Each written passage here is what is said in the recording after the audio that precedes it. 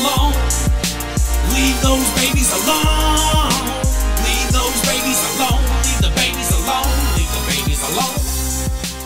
Leave those babies alone. Well, we have everyone here. Can I remind you that we have an AGM next week, and if you're a paid up member of the Atheist Society, which I realise not everyone is, but if you are, please come. It's really important. Thanks. There'll be free pizza. There will be free pizza. So, if you have not to really. Okay, first of all, I want to introduce our speakers tonight. We have Jonathan Arkush, who is a barrister and member of the Board of Deputies of British Jews, which is the representative body of Jews in this country. And then we have Antony Lempert, who is a GP and member of the chair of the Secular Mental Forum, and he's very active in the field of children's rights. In fact, he's spoken to the UN on this very subject. So the format, which was on the Facebook in case you didn't see, it's going to be 15 minutes for each speaker, followed by 5 minutes for the other speakers to pick up on any points. And then we're going to open the floor. So if you have any questions, save them until the end. And we're looking to end at about 8:15. So just over that. Okay. Jonathan, over to you. Thanks. Good evening, everyone. Thank you very much for inviting me. It's nice to be at UCL. My son actually is a medical student here, so I know the university quite well.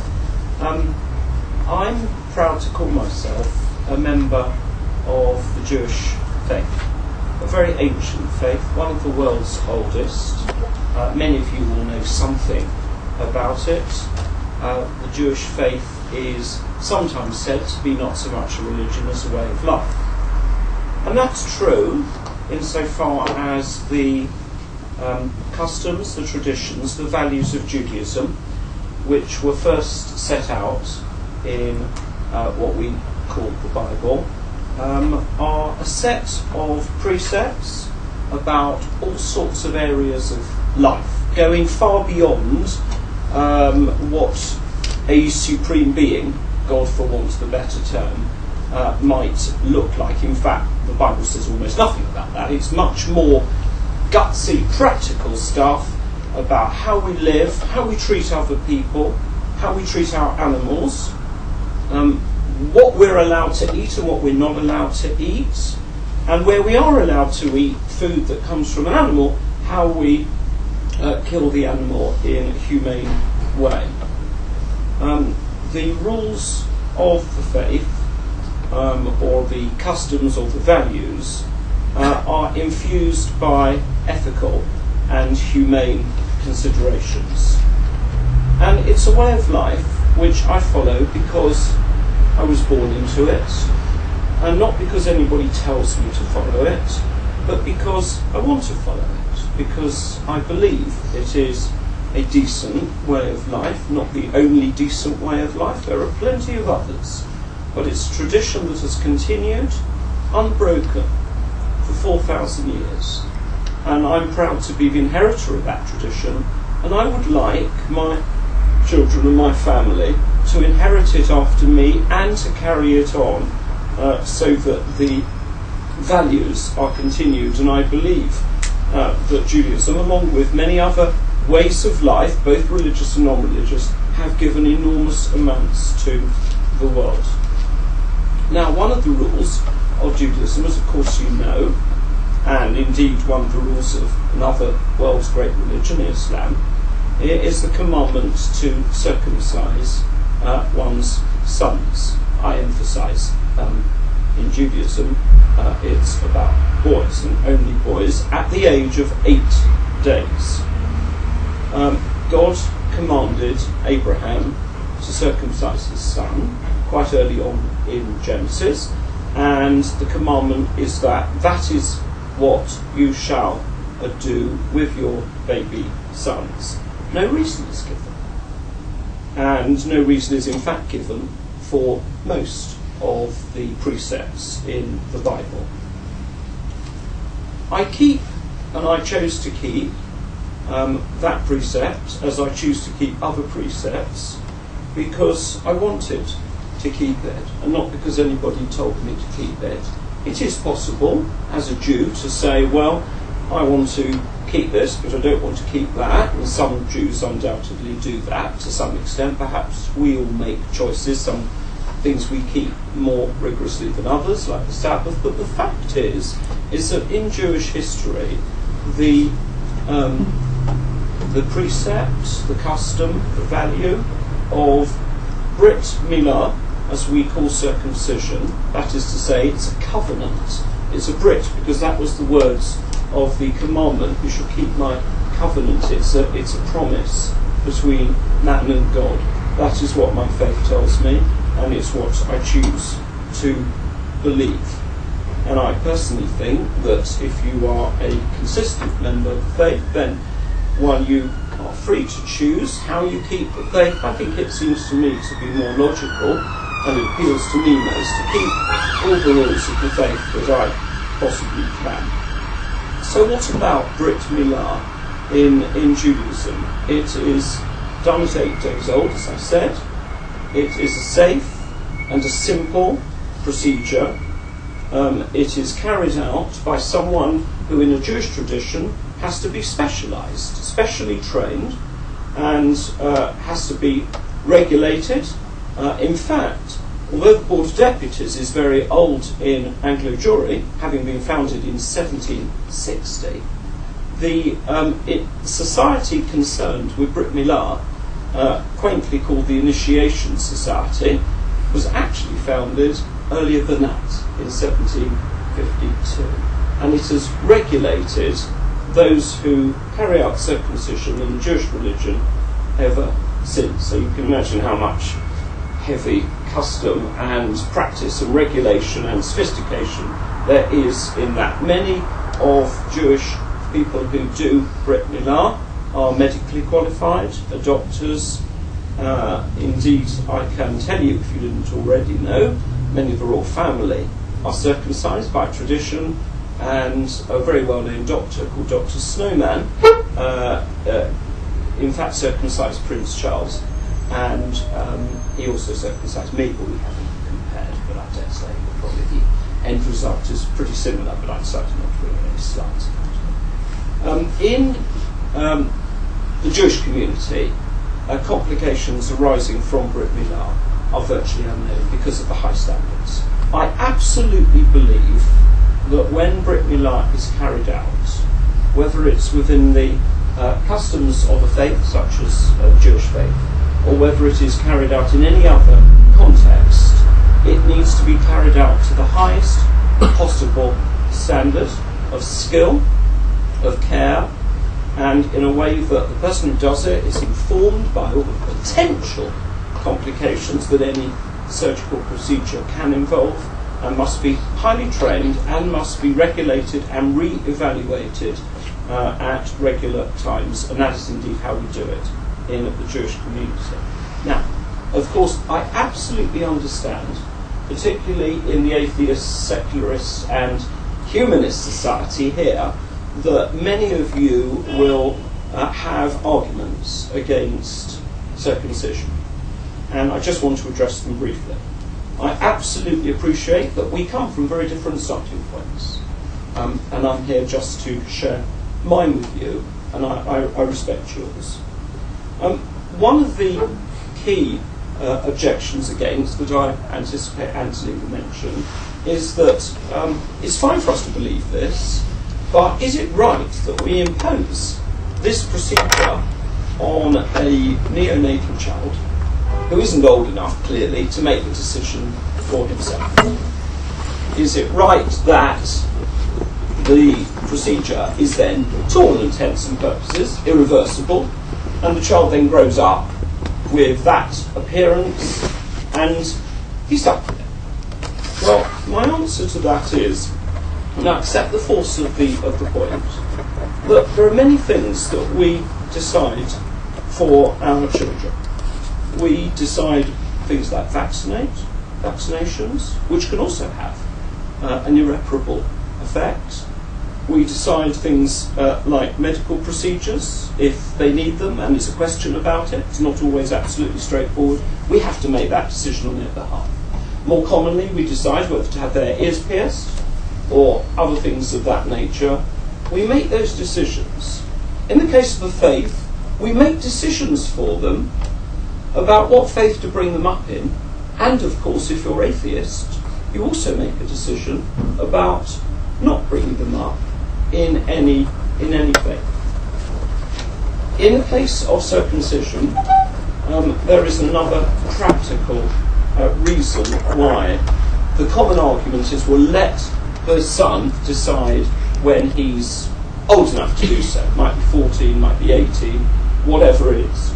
And I accept the force of that. However, in practical terms, the safest and the kindest time at which to perform Brit Milah is when the child's 8 years old. As I say, complications, when the procedure is properly carried out, as we do in the Jewish community, virtually unknown. Child typically may briefly cry, go to sleep. Very few problems after that. My own son actually didn't even cry because that was it. I know that some people say, and I expect that Antony will mention, that some people report psychological problems with their way that they look. I think for my part, while there may be some people who believe that they're psychologically traumatised by it, I have to say, in all my experience in the Jewish community, and I've lived in Jewish community all my life, I don't know of anyone who, having had Brit Milah at 8 days old, and almost all Jewish people who have the procedure will have it at 8 days old, actually has grown up psychologically odd because of that. I know some people may say they have. I wonder whether, in fact, they have an underlying psychological problem which they then attribute to this. But I say, and I will argue strongly, that our children have a right to be brought up in the faith that we would like to transmit to them. They can reject it later at 18 if they wish. They can't undo a Brit Milah, I accept. But the overwhelming majority of our community, and I don't know anyone who would say anything different, are glad and relieved and grateful to parents that we've had Brit Milah. And I grew up, I went to holiday camp, I saw boys of my own age. I would not like to look different from them. We are all feel this is part of us, our identity, our appearance. We don't have any problems with it. We're all like that. I wouldn't like to be different. I don't think it would be fair. I don't think it would be in the interests of a son to say, I'm going to let you choose when you're 18. And also, frankly, if you did, when they get to the age of 18 and they then decide they want it, if they do, then the procedure is more complicated with an adult. And there are more complications, and it has to be faced at 18. It is painful for days. And I don't think it is right or fair. In fact, when the argument is examined, let a child choose at 18. I don't think in the end, with this particular case, it is correct. I would also say this. I do understand that there will be a reaction in this room, or some rooms, to say, we disapprove of this rite, this ritual, this custom, this value, so we ought to ban it. And I would say here, the fact that you disapprove of something is not a reason to ban it. You might be justified in banning it if it is socially harmful. We criminalise theft because we believe it is socially harmful to society as a whole.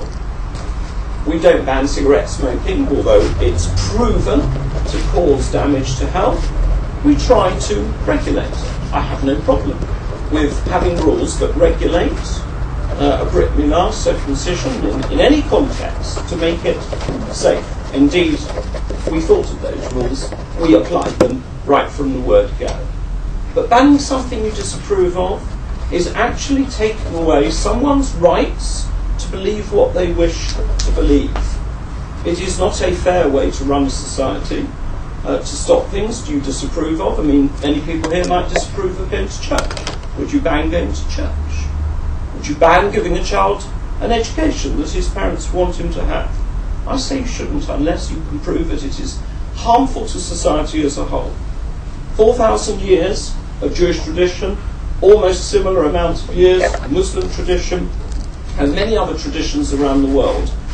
You could not seriously argue that circumcision causes social harm. There is, 60% of American males at least are circumcised, and many more outside. And so in conclusion, I just want to say that I absolutely respect the right of anyone, most of you perhaps in this room, to disagree with me. I absolutely respect your right that were you to have a son, I hope many of you will in the future, have future generations come after you, that you will say, no, I do not believe in this, I do not want it for my child. I hope you will give me equal respect to believe what I wish to believe and to bring up my children in that way, in a way that is, I believe, ethically good, in a way that has helped Jewish people to contribute to good in the world, just as other faiths. And I think that what I've said to you is absolutely consistent with the values of humanism, which according to the British Humanist Society, whose website I looked at, recognises the dignity of individuals and treats them with fairness and respect, and respects and promotes freedom, democracy, human rights, and the rule of law, and equal treatment of everyone, regardless of religion or belief. So please give me that equal treatment. Let me circumcise my son if I genuinely, deeply believe that it's the right thing to do. And I will equally wish to respect the rights of people here, whether they come from a faith, they come from no faith, or indeed they come from the Jewish faith but don't wish to do it like Antony. Let me also respect that right equally. Thank you.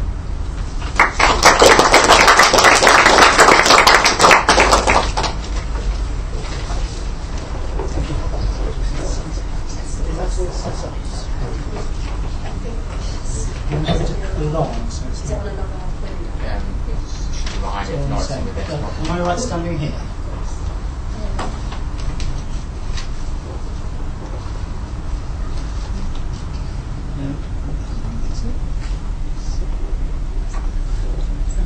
Press F5.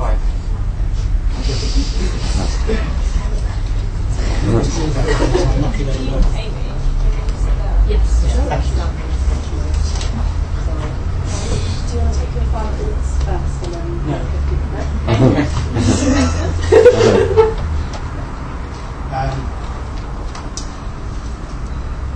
An extraordinary discussion.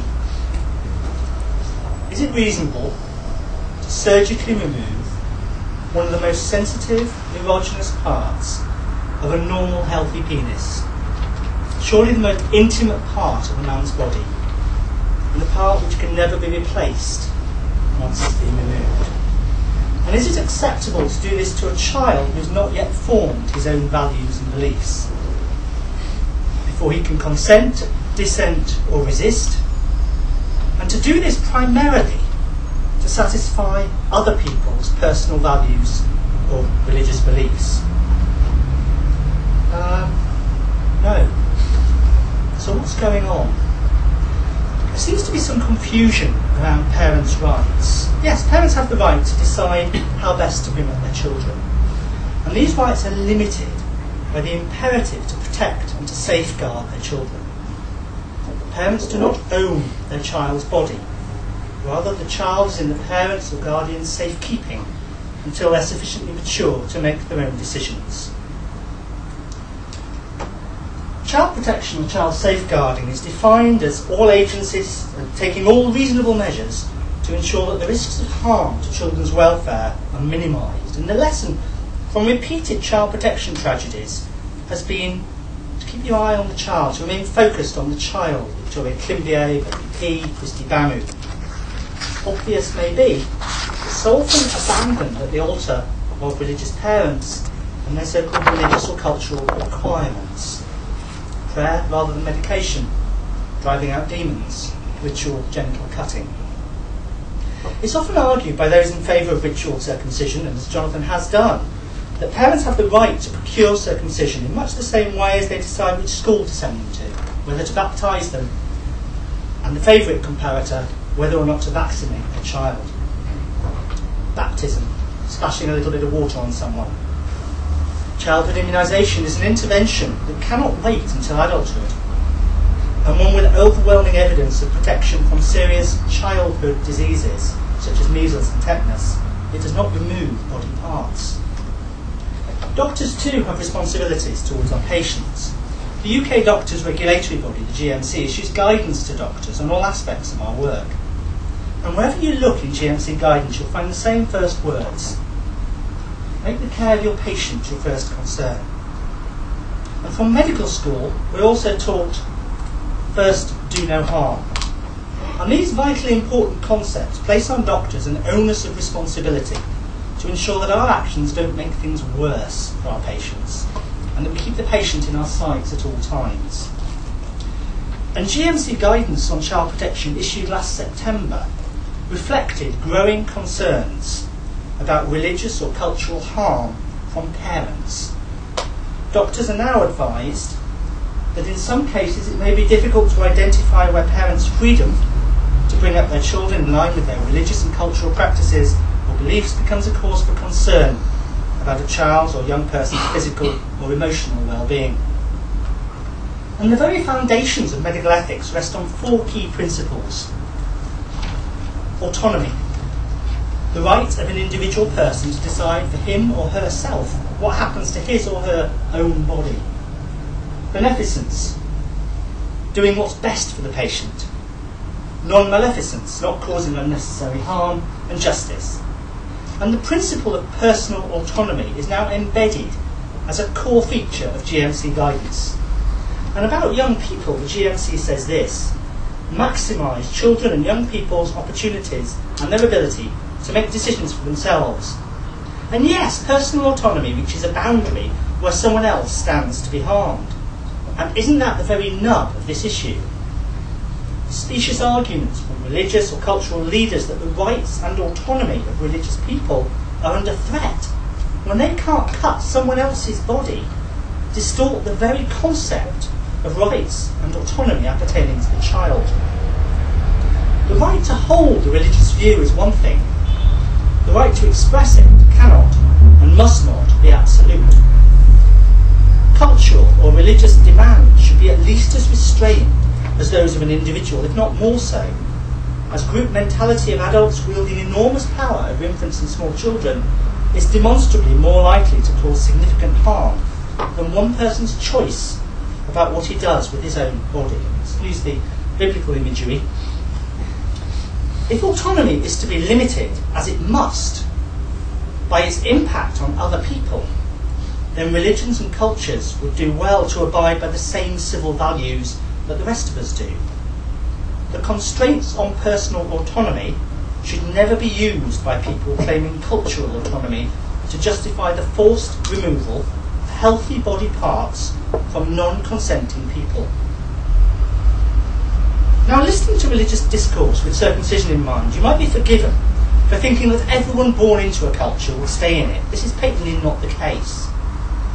If we assume this for religion and culture, why not for other major life choices? Imagine a baby proudly presented as a Liberal Democrat with a logo tattooed on his forehead, or even on his penis. The police and social services would be involved for such a criminal assault. It's illegal to tattoo a child, unless for medical reasons, under the 1969 Tattooing of Minors Act. What remains legal is to cut the foreskin off completely and then tattoo it. Isn't that ridiculous? And just as it's nonsensical to try to describe a baby's personal or political belief, so the surgical assignation of a child's genitals with the religious preferences of his parents should be unthinkable in a safeguarding context. And yes, parents and doctors sometimes do have to make decisions for a child who cannot yet understand enough to decide. And in general, for people without the capacity to make their own decisions, the GMC advises doctors that we ask ourselves these further questions before treating. Firstly, is the patient's lack of capacity temporary or permanent? I.e., wait if there's no overwhelming medical need to act now. Children grow up. 2, which option would provide overall clinical benefit for the patient? I'll come back to that in a minute. And 3, consider which option would least restrict the patient's future choices, including the option of no treatment. In terms of overall benefits, there is not a medical organisation in the world that actively recommends circumcision on normal children for health reasons. Many say quite the opposite. The Royal Dutch Medical Association in 2010 called it a violation of a boy's rights to autonomy and physical integrity. They weren't alone. There were 7 major medical organisations that joined them in that statement: paediatricians, paediatric surgeons, urologists. The president of the British Association of Paediatric Surgeons, BAPS, Rowena Hitchcock, speaking in response to the flawed American policy last September, called it an irreversible, mutilating procedure. And BAPS previously stated that there is rarely, if ever, an indication for the male circumcision of boys aged less than 5 years old. The chairman of the Swedish Paediatric Society called it an assault, and he called for it to be banned. The Australasian Association of Paediatric Surgeons does not support the routine circumcision of male neonates, infants or children. For now, I'd like to focus on the known harms rather than the disputed benefits, which follow in a long line of historically claimed supposed benefits. I'm speaking here about the American statement in September, which some of you may have heard about.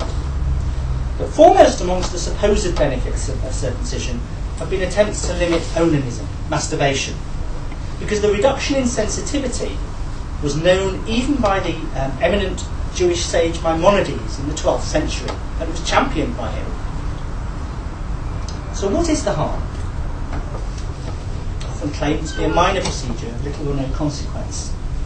Well, in 1993, Capillo and Williams published an article in the Journal of Surgery detailing the known side effects. Documented complications include scarring, urinary difficulties, meatal stenosis, that's narrowing of the pee hole, and that occurs in 1 in 5 boys cut in infancy. Sinus formation, that's holes where there shouldn't be them, erection problems, denuding of the skin of the penis, that's loss of the skin of the penis, infection, bleeding, psychological problems, which briefly mentioned, amputation of the penis and death. This year saw the conviction for manslaughter of the Nigerian-born midwife who mortally wounded 4-week-old baby Goodluck Cowbergs. She used a pair of scissors. A healthy baby who bled to death in Oldham following circumcision. Perhaps less well publicised was the death of 28-day-old Angelo Ofori-Minta, who was mortally wounded by an English rabbi in North London in February 2012. Angelo bled to death within 2 days. The coroner called this death a tragic, unforeseen accident. This non-accidental death, caused by non-accidental injury, was unforeseen perhaps by those who prefer not to open their eyes. Many ritual circumcisions in Birmingham are performed on the National Health Service, a misguided damage limitation exercise commissioned a few years ago by the local NHS trusts. Thanks to freedom of information legislation, hospitals are now having to reveal a series of complications that might previously have been considered tragic and unforeseen isolated incidents. And as you can see, if you look at the bottom line particularly, from just one UK hospital in 2011 alone, 11 baby boys were admitted to the paediatric intensive care unit with serious, life-threatening complications from an operation the British Association of Paediatric Surgeons say is rarely, if ever, needed. Fine touch pressure thresholds in the adult penis, an interesting paper published in 2007 in the British Journal of Urology International, showed that the most sensitive area on an intact penis is a part of the penis that no circumcised man still possesses, and that several places on the intact penis were more sensitive than what's left of a circumcised penis. And they concluded that circumcision ablates, that gets rid of, the most sensitive part of the penis. This was corroborated by a Belgian study published earlier this month, concluding that, quote, circumcised men experience less intense orgasms and significantly less sexual pleasure.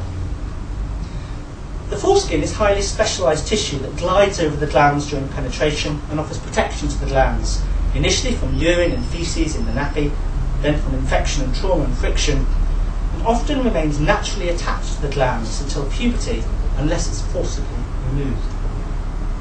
A Danish study by Frisch, published in June 2011, showed that circumcision was associated with a range of frequent sexual and orgasm difficulties in female partners of circumcised men, as well as the men themselves. It can be difficult for people within the communities to learn these facts, but Jews against circumcision and the Quranic path are testament to the power of humanity over dogma. Those people whose eyes are opened and who leave the fold are often isolated, even threatened in some cases, and they do not have an eloquent, well-funded, worldwide representative body to argue their case. Such people are often conveniently painted as if non-existent. I've not heard people speaking out. It's a case of see no evil, hear no evil. And it's hard to speak out, especially about the most private part of the body, and especially when one's own family and community of birth might shun you for doing so. And especially if they had left you alone in the first place, you wouldn't be talking about it.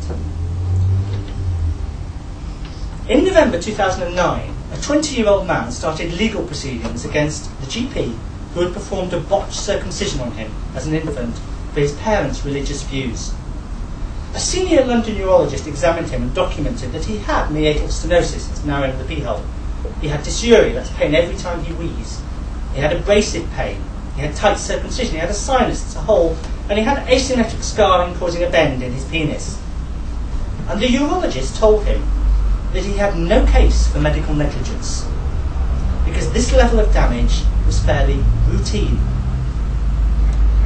Negligence, in this case, might have meant devastating injuries such as loss of his penis, not just the awful consequences he lives with every day.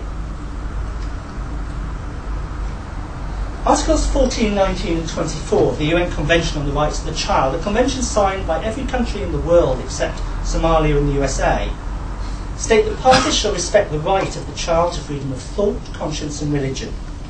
The UN advises all appropriate measures to protect children from all forms of harm, and they advise that all appropriate measures should be taken with a view to abolishing traditional practices prejudicial to the health of children.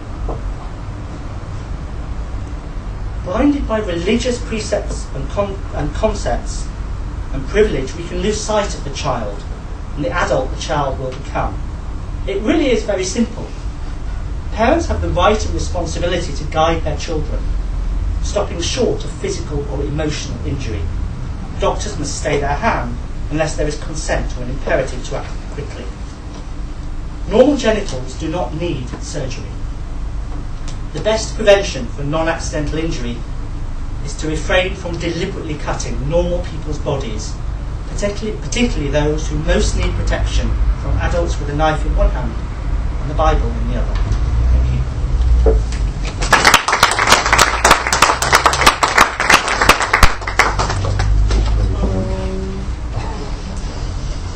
Do you want to say anything? Yeah, I'm a bit disturbed by some of the things I heard from Antony. I mean, he's clearly trying to terrify us, isn't he? The most sensitive parts of the man's body, forcible removal of the body parts. This is all extraordinarily emotive stuff. Who will the eloquent, well-funded body that Antony was referring to? That worries me quite a lot. I don't know if that's a reference to Board of Deputies. I'm grateful for the eloquence, in fact it refers to me. Well-funded? Not the Board of Deputies. It seems to pander to a stereotype that somehow Jews are rich and we use money to stop Antony from putting his views. Absolutely unfair and untrue, Antony. I'm surprised you should have said that. So far as the terrifying stuff's concerned, the stenosis, the pee hole, and all, I say it again, I've lived in the Jewish community all my life. The board collects data and statistics. We have a worldwide Jewish community. It's a rather small one, actually. It's only about 40 million Jews in the whole world. Israel is a Jewish country which collects, almost every male in Israel is circumcised, Jewish and Muslim, of course, and the data is collected is absolutely enormous. It's absolutely ridiculous to suggest that there are this common incidence of problems. It would be extremely well known.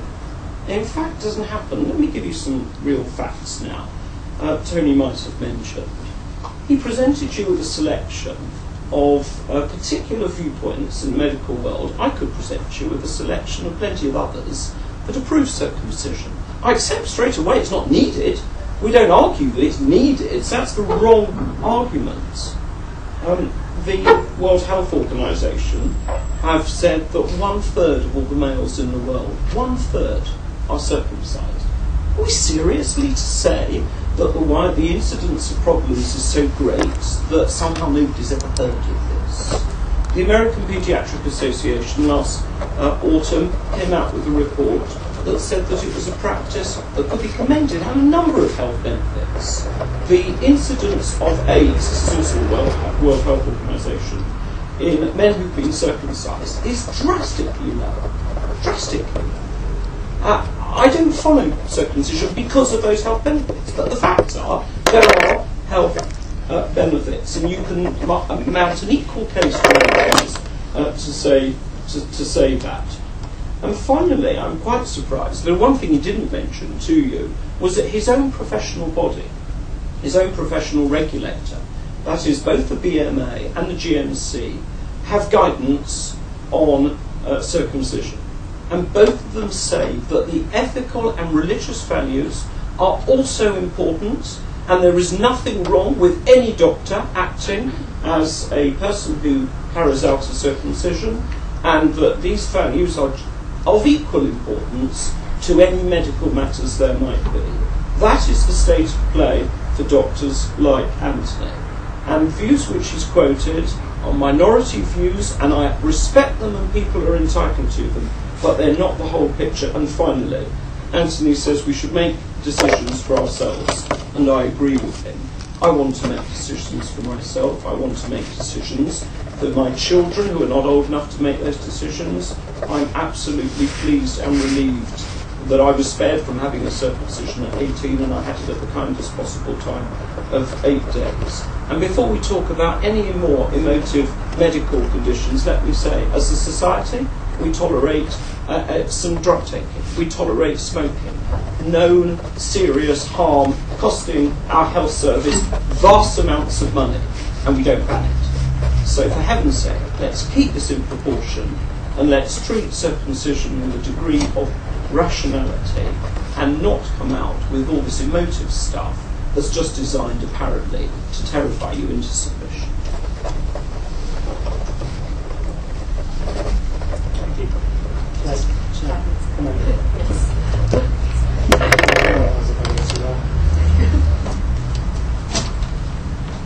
Thank you. Where to start?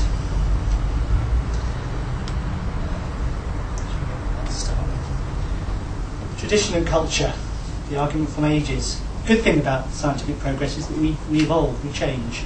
We look at scientific results and we move forward with it. We don't just stick to what was, otherwise we'd still be stoning people to death, as they still are in some countries. I was interested to hear Jonathan say that I was born into it, I want to follow it. I think that where the confusion sometimes arises is the question about personal autonomy versus a decision made on someone's behalf. All we ask in a civil society is that someone who says, I want to follow it, accords the same civility and decency to somebody else who might not want to follow it and who might not want to have had a major, irreversible procedure performed on them. I'm quite disturbed to hear Jonathan dismiss the scientific evidence that actually is not a minority view at all. In fact, the minority view is the view from America. And if you look at the worldwide debate, the minority view is very much from America. If you listen to the British Association of Paediatric Surgeons and the Dutch situation, any country that's come out with it that is not influenced by the cultural bias that America is against imposing a medical procedure on a child for no therapeutic benefit. That's very clear and it's very straightforward. There's nothing emotive about that. The complications are very clear, they're very well documented, there's nothing emotive about that.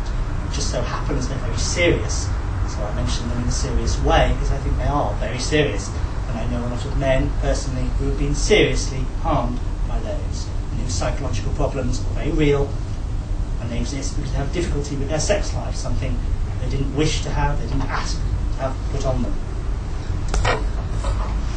The Initiation Society has regulated this for years. It's sophisticated.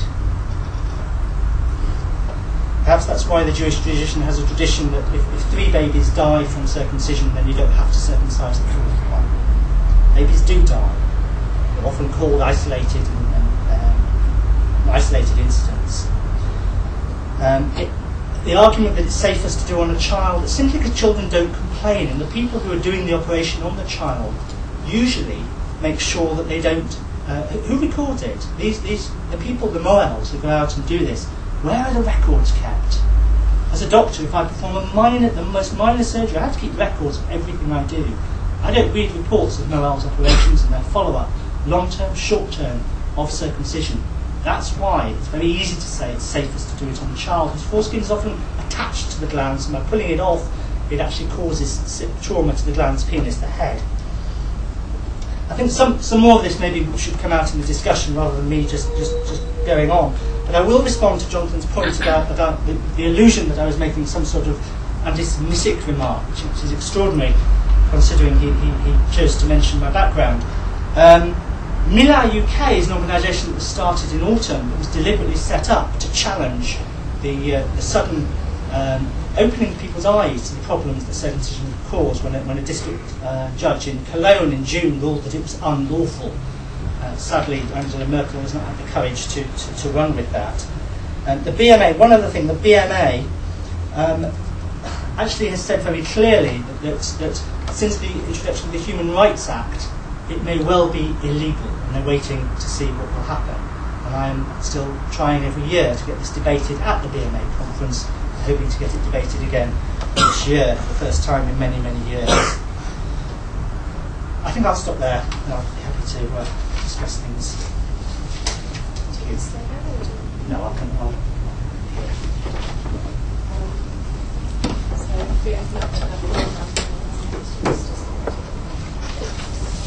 Jonathan, you mentioned at the beginning your son's circumcision, so presumably you're relatively happy to speak about that. Can you describe how your son's foreskin was cut off without him crying? Well, I'm a bit squeamish, so I didn't watch. But it was done in the recognised procedural way. There is obviously a knife. There is usually a dab of local anaesthetic, and it happens extremely quickly. There is a guard placed to ensure that nothing is damaged other than the removal of the foreskin. I think most babies, there is a cry, they put a drop of wine in their lips, that's how, and baby goes to sleep and then feeds and recovers very quickly. The mole normally comes back. This is how we practice it in Jewish religion. Normally the mole comes back the next day and the day after to check everything's fine. I not dispute what Antony has said, that there have been complications arising from circumcisions conducted under much less well-regulated and proficient ways in which the Jewish community does it. If there are any other minority communities or practices out there, and the case of the Good Luck baby in Manchester was an absolute tragedy by a Nigerian midwife who just cut off a foreskin with a pair of scissors. Utterly indefensible. I would dream of defending it, but it doesn't say anything about circumcision generally and the importance that it be regulated. And the other case that Antony mentioned about, he said a Jewish rabbi committed a mortal injury. A rabbi who's a circumciser did perform a Brit Milah on a non-Jewish child when asked to do so, West Indian, and gave instructions, including written instructions, to check on the child, and if there any bleeding, to phone up either the doctor, the hospital, or the mole. And this woman just ignored the instructions. And the reason the coroner acquitted anyone involved of breach of duty of care was that he said that all the medical professionals involved and the rabbi involved had done everything correctly, but this was bad care by a mother who, for whatever reason, couldn't follow instructions. Perhaps just comment on that last point, because I know a little bit more about that, and the mother had no money to pay. I actually had a friend telephone the rabbi so it was a third-party conversation with the rabbi.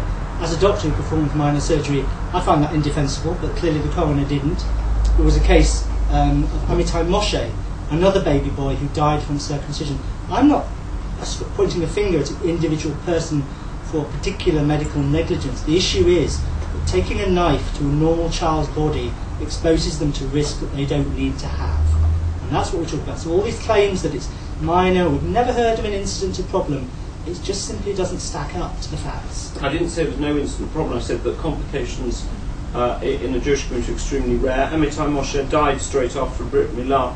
There was a lengthy coroner's inquest, and the coroner, with medical experts called, and the coroner found that the death was unrelated to the circumcision. It was not right to say that the death was a result of circumcision. That's right. The coroner found that the death was unrelated to the circumcision. What was interesting was that the pathologist who initially examined poor little Amitai was not called to the inquest. The barristers who were representing the family and the mohel were there at the inquest.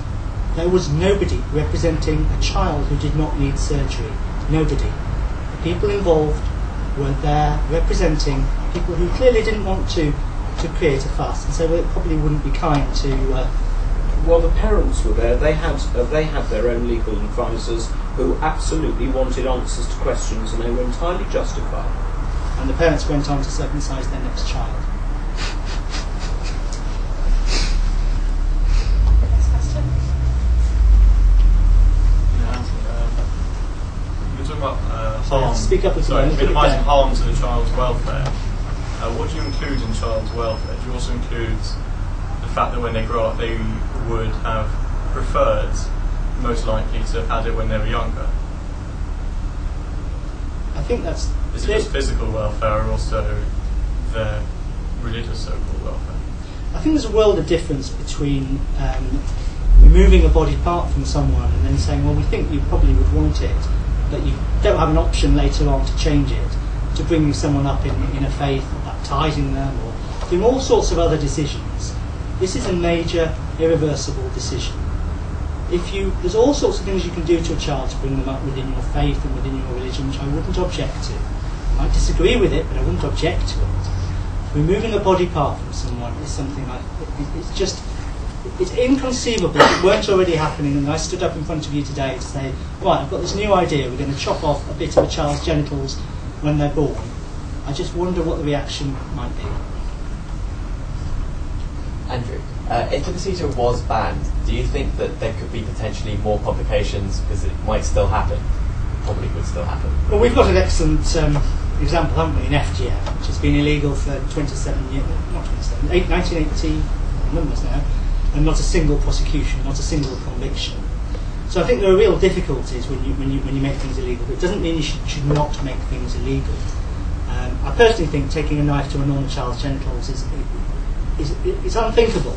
It's unthinkable. And I think the argument that some people sometimes make is that it would be damage limitation to actually bring it onto the NHS. And this is why I mentioned the Birmingham site, because that's exactly the argument they used. In fact, in America they tried that a few years ago for FGM. They recommended a small cut, the clitoral hood, by doctors. This was the same organisation that has last year come out with the recommendation that circumcision prevents HIV. Obviously HIV is a major risk to babies when they're having sex. Can I just say that the way Judaism regards female genital mutilation is that it is a mutilation. It is absolutely unjustified. There are no known benefits, loads of complications. It's right that it is illegal because of the social harm it causes to the poor girls who have it done to them. Jonathan, what do you think about the fact that in the United States most babies are chosen to be circumcised by their parents simply for social pressures to look normal, not for any kind of medical benefit or religious reason? I'm not an American, I'm a British citizen. I know that the incidence of circumcision in America is very high because it's been customarily so. It's not because of the Jewish community. There are at most 5 to 6 million Jewish people in America in a country of 225 million, something like that. So, most areas of the United States where very few Jewish people live, but American society has long had a belief that an American paediatric profession, while there are some who no doubt think like Antony, many believe that it is socially not harmful and indeed carries benefits. And that's what they consider. And again, if there were widespread incidents of problems in the United States, there would be reams of academic papers about it and psychological trauma and all this sort of thing. But there are very, very, very few. But I can't speak for parts of America that have nothing to do with Judaism. It's just social reasons. I personally would be unlikely to think that you have to look right, and if you have an uncircumcised penis in America, you'd somehow be thought of as looking a bit strange, because it's about, I think it's about 60%. Can I just respond to that? America's interesting because the organisation that came up with this is a trade organisation, the American Academy of Paediatricians. And for doctors, it has been a cultural phenomenon. As Jonathan says, it's not particularly a religious phenomenon. Many babies traditionally are just circumcised by the obstetrician, interestingly enough, almost as soon as they're born. And it earns doctors in total about £1.3 billion a year. It's a massive business in America. And as people are being exposed to the known risks, they're reducing. In fact, the numbers have gone down. It was about 80-90%. It's now down to about 60% in America. It's definitely going down. And there was one other thing I wanted to respond to, and I've just lost it. I'll come back to it in a second. Jonathan again. I'm sure we'd agree that an adult sucking a child's penis is something we shouldn't tolerate. You've asked that, not that we agree with your beliefs about circumcision, but that we tolerate it because of its tradition. As you know, some mohels have a tradition of sucking a penis after it's been cut. What are your thoughts about that? And in particular, if it is a tradition, why shouldn't we tolerate it? Well, I think I personally don't agree with it. There is a... But would you want to ban other people from doing it? No. No, you wouldn't. No. There is one way of removing blood caused by the cut is for the mole to put his lips to the place of and suck the blood. I don't like it. I think it's got yuck factor. I don't agree with it. It is only one tradition. It happens that in this country it is not, never has been the tradition. Very few people in this country would do it like that. There was a recent move in New York to make sure that both parents had to give consent to do that, because it carries a risk of herpes being transmitted by the mole to the baby. That seems to me to be well grounded in what's actually happened, and therefore I do not agree with it. You wouldn't want to stop people doing it? I would be very cautious about preventing any section of the community that had this tradition from doing it, if as long as the parents consented. I don't like the idea of banning it. I don't think there's enough evidence to ban it, but it's not part of what we do in this country, and it's absolutely not part of the mainstream performance of the custom of Brit Mila. And if a child had developed cerebral herpes because that act had been done to them, and came to you and said, why would you not oppose that and try and stop people doing it? What would your answer to that victim be? I would agree and say we should absolutely discourage it from being done, and I'm just very chary about going for bans. If it was banned in this country, I actually wouldn't lose too much sleep over it, but I would be quite concerned before. I mean, there have to be good strong arguments to justify a ban, like a widespread practice with a widespread incidence of problem. We don't have that evidence in this country.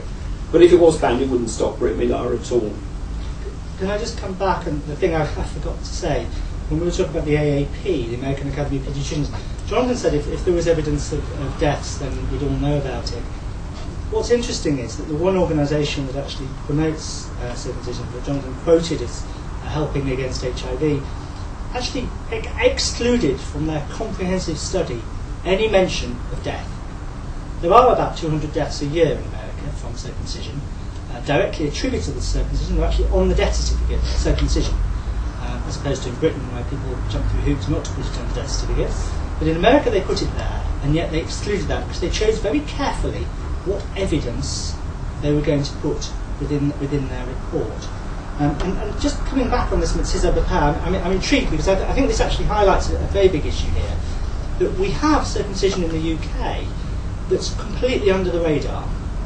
It can either be done in a hospital, apparently it's totally illegal for any person to cut a boy's genitals for religious or cultural reasons. As Jonathan says, the boy Angelo Afori-Minter was not Jewish. He was cut by a rabbi, but he was not Jewish. It's totally illegal, but it's under the radar.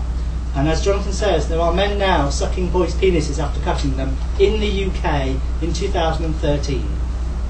Yes, I would ban it.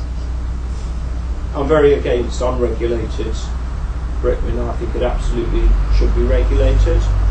We as a community already do it. I don't have a problem with that. It should be done to the highest standards. Dr. Lempert, I hope you don't mind me asking, this is nothing to do with the moral considerations, this is purely from a point of medical curiosity. What's your opinion on the research regarding circumcision and HIV? Okay. Well, the research is on adults. It's from some very carefully selected studies in Africa, in Uganda, Kenya and South Africa, in the about 7, 8 years ago, that sort of time period. And there were 3 main studies that are often quoted, which people have run away with. The evidence on HIV is interesting because it's very, very poor. And when I say that Rowena Hitchcock, the president of the British Association of Paediatric Surgeons, is totally against it, that's because she has reviewed the evidence. The Royal Dutch Medical Association reviewed that evidence before they came out with their statement saying it's a mutilating procedure. The studies, there's often, I don't know if any of you have heard, that people often quote 60% benefit against HIV. That's an extraordinary number when you throw it like that, but as we know with statistics, it can hide a multitude of facts. The fact is that there were huge difficulties in having, you can't blind people, so double blind is nonsense. So you've got that. A lot of the men who were circumcised received extra help with condoms. A lot of men who were circumcised didn't have sex for a short time afterwards because they'd just been circumcised. They had a lot more health intervention, and the studies were stopped early. So you've got a group of men who didn't have sex for a while, and who were given more condoms, and the actual absolute reduction in risk was 1.3%, a small number compared to a small number. And what's most interesting from my point of view was they were only looking at the female to male rate. If you actually look at the male to female, there was a study in Uganda by Wawa, you can look it up, that actually showed a comparison. You had about, it basically showed an increased risk to the women when men were circumcised. Now that study was stopped early because it didn't show a benefit for men. That was it. It wasn't stopped early because it was causing a problem for women. And those studies were only looking at female to male transmission. So I'm not speaking just from my own personal opinion, I'm speaking with a very large body. And in fact, if you look at the journal Paediatrics and you look at the content, you will see that there's a paper about to be published, a letter about to be published from many, many respected paediatricians and paediatric surgeons around the world.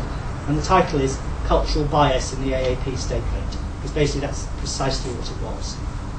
I suggest you look at the website of the World Health Organization. I don't think it's that easily fooled. It's quite straightforward. There is strong evidence about the incidence of HIV, and I don't think that there was any cultural bias in the World Health Organization. And strong bias. One of the WHO board is a circumcision device manufacturer. As I think Antony can vouch for. I think the one thing to remember is, for all the evidence I've answered, and I sometimes don't like to get into that too much, because the fact is the evidence is for voluntary medical male circumcision. They actually call it VMMC, voluntary medical male circumcision. So in fact, if an adult male wishes to disregard the evidence I've just said and wishes to do it for themselves, I would not stop them. I'm with Jonathan here. Keep your autonomy. Let adults make decisions for themselves. And that's precisely the argument I'm making. Let adults make decisions for themselves. Whether they make a flawed decision or not, that's not for me to stop them. Given the recent German ruling where the local Jewish communities came out and said, and the Muslim communities said, we think this is anti-Semitic, we think this is anti-Islam, would you agree with that, given that people who were informing that decision were medical practitioners, and that generally if someone is against circumcision they will be against it in all forms, whether the child is female or male or of Jewish parents or Islamic or any. The decision was wrong. It was a decision of a lower court in Cologne that didn't have all the arguments presented. It was a case about a Muslim child that has a circumcision, that the baby went to hospital but was absolutely fine. The case was brought by a local doctor who was on the record as being very against circumcision, anti-circumcision campaigner, and the court did not have the full facts and were not given the full arguments under human rights legislation about freedom of religion, nor were they given even some of the arguments that I've given tonight. The decision was of a lower court. It caused an outcry in Germany, and inevitably there were some quarters that said that the decision was motivated by anti-Islamic prejudice or possibly anti-Semitic prejudice. There is no doubt that the upsurge of publicity in Germany followed quickly in Austria and Switzerland. If you look at some of the people who wrote it, it immediately brought out of the woodwork a whole host of very anti-circumcision campaigners. I'm not going to point the finger at them and say they're anti-Semitic or they're anti-Islamic. I'm pretty sure some were by looking at some of their other writings. I think they were biased for whatever reason, and as a result what has happened is that Germany, the Chancellor Angela Merkel was acutely concerned about a country where circumcision was last banned. And incidentally, two world rulers in modern times who've sought to ban circumcision were Hitler and Stalin. So that's a company you're in if you seek to ban it. And before that, you have to go back to Emperor Hadrian a long time ago. And Merkel did not want to preside over a country that, within memory of Nazi persecution, was a country where circumcision could not be carried out by Muslims and by Jews. The German Bundestag has now passed legislation to make it clear that when properly regulated, circumcision is lawful. So we have guilt by association, guilty. And in terms of the boy in Germany, yes, he was a 4-year-old Muslim boy who actually had to return to hospital 4 times. It wasn't a thing. And in fact, the district court judge ruled very clearly. He said that the parents didn't have the right to make such a decision, the child wasn't able to make a decision, and it broke the basic rule of the land. Angela Merkel's later arguments, I mean, you're right, Jonathan, there was an outcry in Germany. And if you look at the public opinion there, it's overwhelmingly against circumcision. And I'm very sorry that anti-Semites have sort of joined the bandwagon on that, because I think there were some very strong arguments, and I think they debased the argument by joining in. But actually there is a degree of anti-Semitism.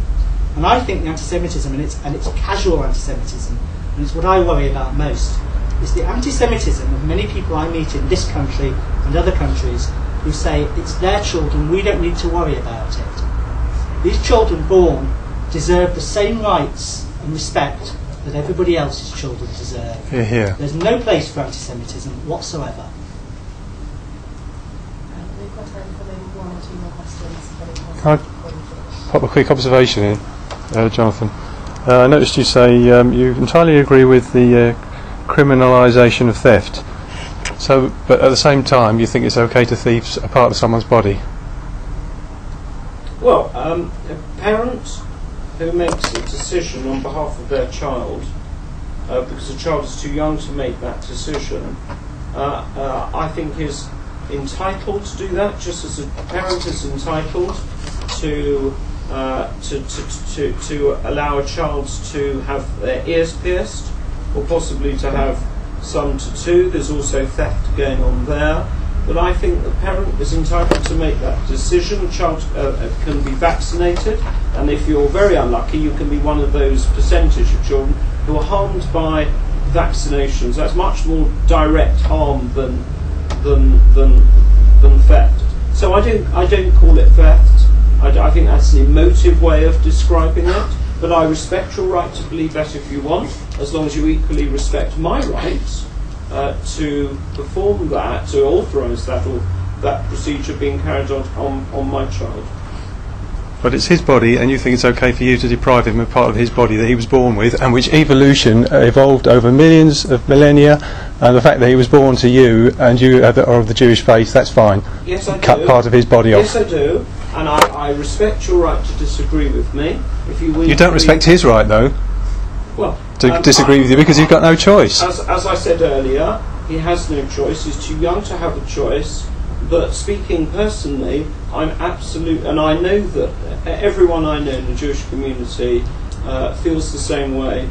We are grateful that that choice was made for us by our parents. I don't know anyone who would want it any differently. I wouldn't want to go through a circumcision when I was 18. I'm glad it was done for me at 8 days, and I'm glad that I did it for my child. And I accept you have a strong disagreement with it, and you may, but let me believe what I want to believe, and I will equally respect your right to believe what you want to believe, and I don't put it in the same moral terms as you. The difficulty with listening to people say that there's nobody within the community that disagrees is that that's a self-fulfilling prophecy. Those people who disagree often leave, and then they're no longer listened to.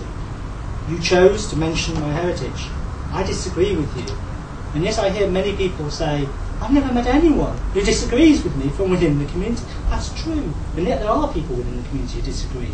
There was a lady on the board of Deputies, British Jews, Rebecca Steinfeld, who's still Jewish. She's very Jewish. She totally disagrees with it. She was summarily removed. I don't know the stories. I won't go into great detail. All I know is she was no longer on the board of Deputies very soon after she stated those views in the Guardian commented-free article. She was an under-35s observer, and her synagogue, which was an Orthodox synagogue, was so upset by what she said. They said, you're no longer going to be our representative. But I can tell you this, we, as a Jewish community, we're not a monolithic community. We're actually a pretty fractious community. Open up the pages of the Jewish Chronicle tomorrow morning, and you will see that immediately. We have an enormously vigorous debate within the community on loads and loads of issues, and you would not be drummed out the brownies if you said, I was born with a circumcision and it's given me psychological trauma. You absolutely would not. No, you'd be laughed at. You've already dismissed people who said that. In your first speech, you dismissed people who said that circumcision caused them psychological issues. Well, I've suggested that there are people who, if they are saying that, possibly have other underlying psychological issues, which they're then attributing to something that happened to them when they were 8 days old. And personally, I find that really... Well, I'm not dismissing it, I'm saying I find it very hard to believe. I saw some hands up during that last that's been, it's 1:15 now. So Sorry. If anyone has any quick points to Jonathan, but Antony yeah, it's about 10 minutes, but totally respective. 5 minutes. quick points. Everyone who had a hand up during that, make a really quick point, and then if you want to respond quickly, just so go around all of you. Everyone has? Who wants to speak? It wasn't Jonathan. No, but he's staying for another 5 minutes, so if you want to just make a quick point, okay, 1, 2, and then... Yeah, go. Suppose you've been quite fortunate. Your children, your sons have had a normal outcome. Suppose your son had one of the worst complications. Say he'd been castrated as a result of the circumcision, and he asked you why you made that decision. How would you explain that to him? Can we now have the other question and then respond to both? It was in response to something. It doesn't make sense for me to say it now. Okay. Look, I'd be extremely upset, inevitably. I'm presuming if my son had been castrated and his penis cut off because the botched circumcision, I would be as angry about that as if he'd had his appendix out. Not eventually it's him. And they chopped off his body. It could be a result of an infection. Sorry? It could be a result of an infection afterwards. If it was something which was carried out as a botched job, I would feel desperately guilty and sorrowful and upset about it, as any parent would to their child.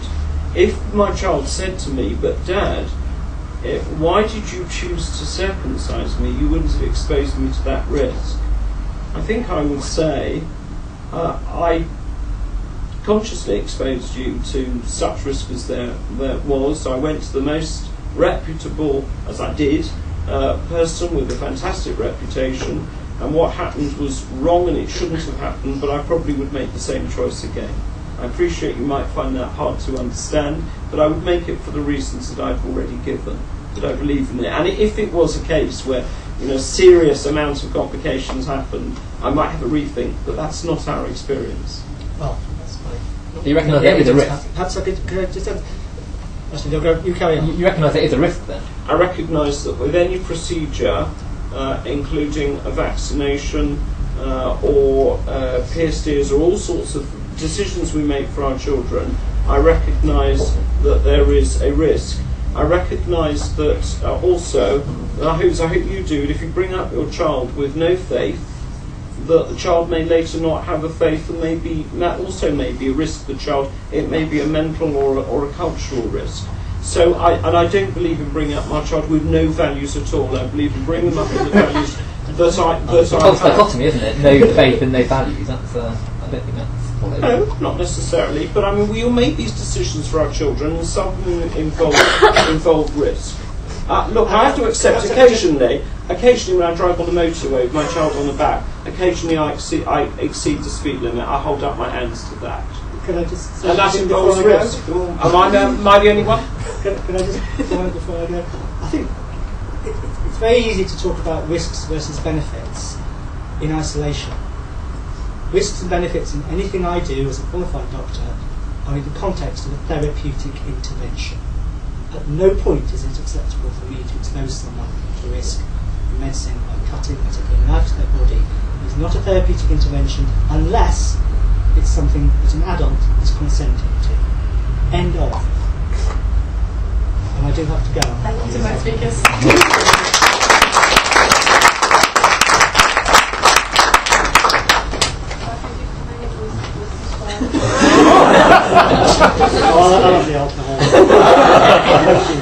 We really need to perfect our giving, obviously, because it is always running like. Thank you everyone for coming and for getting involved and speaking on stuff. At its best, religion certainly can have all those human attributes of sharing knowledge, of encouraging debate, of encouraging free thought. And I applaud you if you manage within your religion to succeed to find a way out of the religious strictures to succeed in that venture. And I think, in fact, there are a lot of religious parents who can do that, who succeed in opening their children's minds. Unfortunately, what I've experienced, and I've experienced personally, and seeing the effects of religion in the world, is that many children don't find a way out and don't see a way, don't see any pathway to explore the world properly without suffering huge difficulties within their own family of upbringing or their culture of upbringing. They are constrained by that. I think it's very important that parents share their values and beliefs with children. That stops where the parent's body stops. The child's body is somebody else's body. Many children will leave the religion or culture of their parents when they get older. It's vital that you leave them sufficient space and actually leave them their body intact in order that may I just finish? Of a child's right for a parent to take them to the barber, the hairdresser. I'm not. Do you think it's the same, going to the barber? I'm asking the question. Perhaps I could reflect. Perhaps I could reflect. Okay, Anthony, Stephen and Anthony, go on. Yeah, I mean, I'm afraid that's just a nonsensical parallel. Well, I refer you to the FGM legislation. Do you say that it's okay to chop parts of girls' bodies? I think it's ridiculous to chop parts of anybody's body without their consent. Part of a child's body.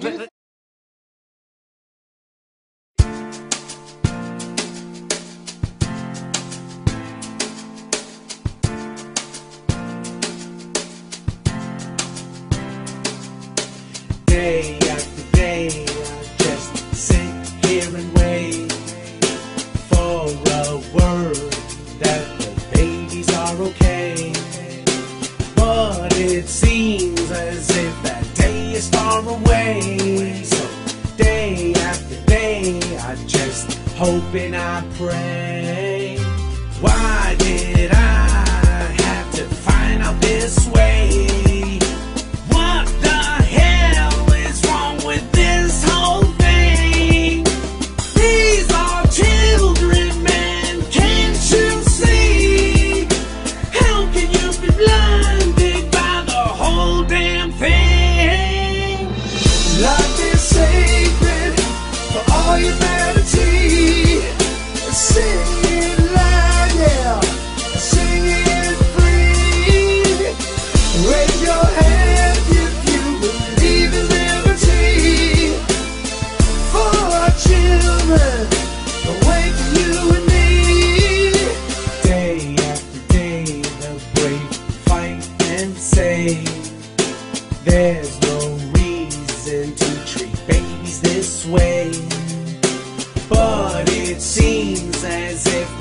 fight goes on. So day after day we sing, leave those kids alone. Why can't you see what you're doing is wrong? Who the hell do you think you are? These are children, man, can't you see? How can you be blinded by the whole damn thing? Life is sacred for all humanity. Sing it loud, yeah. Sing it free. Raise your hands if you believe in liberty. For our children, wait for you and me. Intactivists are putting themselves out there. People of all faiths, they're past the stigma. They've realized that this is just mutilation. And we all agree that this is a terrible practice for girls. So why not boys? It's not rocket science. This is cutting the flesh from a baby. Think about it. Life is sacred for all humanity.